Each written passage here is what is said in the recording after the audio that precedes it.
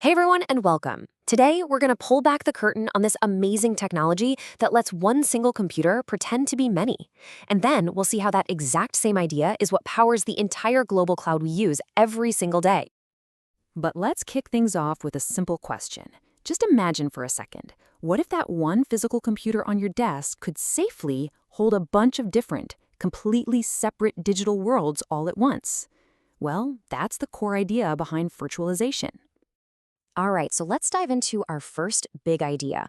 One machine, many worlds. We're going to start at the very heart of it all. How do you actually trick a single piece of hardware into hosting multiple totally independent environments? Let's get into it. Well, the magic ingredient that makes all this possible is a piece of software called a hypervisor. You can think of it as the ultimate puppet master. It sits there, right between the actual physical hardware and your virtual machines, and it manages everything, tricking each virtual world into thinking it has its very own dedicated computer.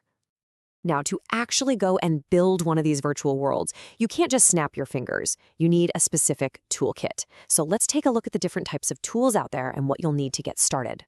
So hypervisors come in two main flavors. You've got type 1, also called bare metal. That's the super heavy-duty version you'd find in big data centers, because it runs directly on the server hardware itself. But the one you're much more likely to use is type 2, or hosted. And that's basically just an application you install right on top of your normal Windows or Mac operating system. And this little diagram, it shows the difference perfectly. See over on the left, with type 2, there's that extra operating system layer sitting between the hardware and the hypervisor? That's your main OS, like Windows. The type 1 on the right, though, it cuts out that middleman completely and talks straight to the hardware. And that's exactly why it's so much more efficient for those huge servers. So why would you even want to do this on your own machine? Well, you could spin up an old version of Windows to play a classic game that just doesn't work anymore. Or you could create something called a sandbox, a totally isolated machine to safely open a sketchy email attachment without risking your main computer. It's also a game changer for developers who need to run Linux inside of Windows, or for students who need a safe lab to mess around in without breaking anything. Now, if you want to cook up your own virtual machine, you need the right ingredients. First up, you need a pretty modern multi-core CPU that supports virtualization. Second, and this one is absolutely crucial, you need plenty of RAM.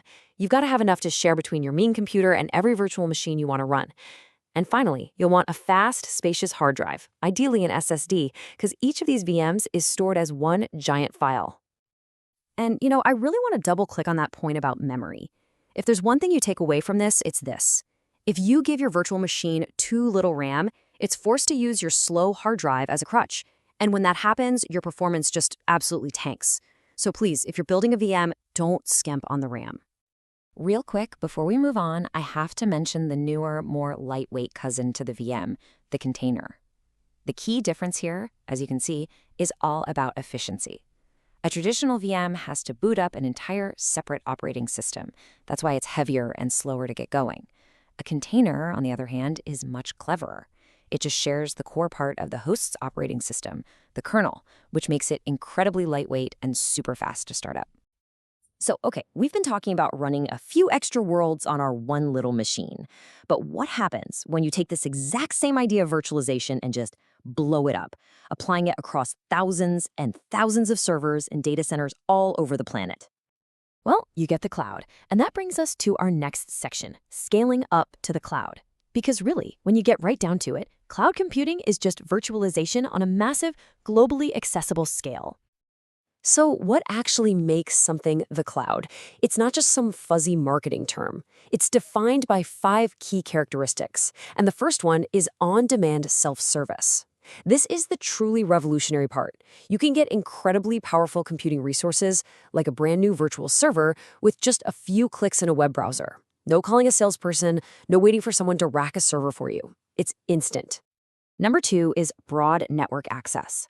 This just means that all these services aren't tied to one specific place or device.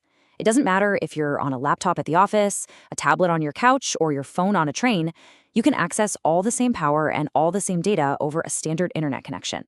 Third, we have resource pooling. Now, this should sound familiar. It's our one machine, many worlds idea, but just on a colossal scale.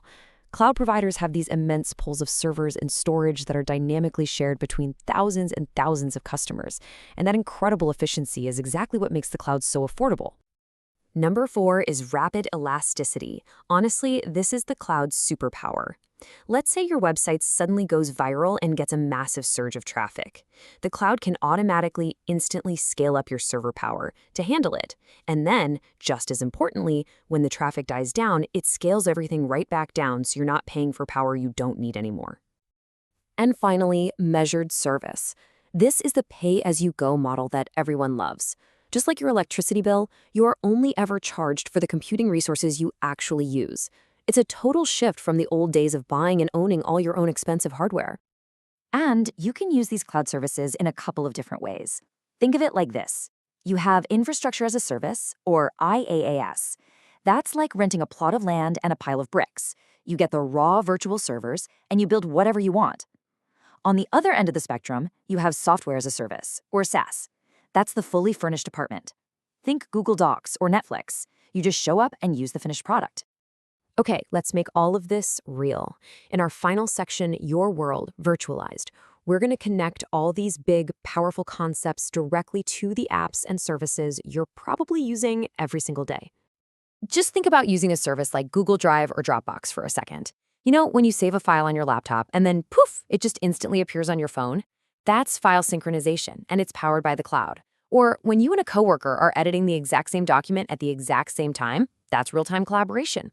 All of these incredible features, version control, automatic backups, accessing your files on any device, they are all direct benefits of the cloud's amazing virtualized infrastructure.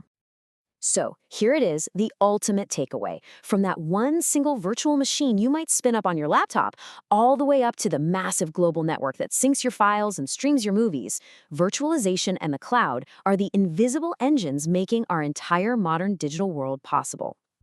We've taken the physical computer hardware and made it virtual. We've taken entire data centers and made them virtual.